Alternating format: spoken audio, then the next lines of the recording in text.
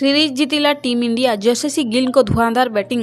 Team India एवं Zimbabwe मध्य खेला जाउथिबा 5 टिकिया टी20 मैच चतुर्थ टी20 मैच रे टीम इंडिया जिम्बाब्वे को 10 विकेट पराजित करी सीरीज विजयी होईछि।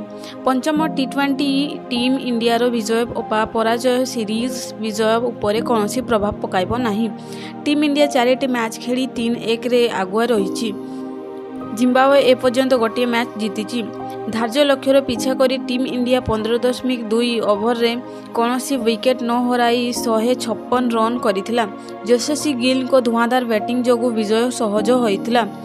शनिवार हरारे स्पोर्ट्स क्लब रे खेला जाइथिबा एही मैच रे भारतीय अधिनायक शुभमन गिल टॉस जीति प्रथम बोलिंग करने निष्पत्ति नहीं। जिम्बाब्वे अधिनायक सिकंदर राजा नेतृत्व में बैटिंग आरंभ करथिला। जिम्बाब्वे धार्य 20 ओवर रे 7 विकेट हराई 152 रन करथिला। फल टीम इंडिया पाई विजय लक्ष्य 153 रन रही जाइथिला। टीम इंडिया पक्षर यशस्वी जसवाल 93 रन करथिबा बेले शुभमन गिल 58 रन करथिले।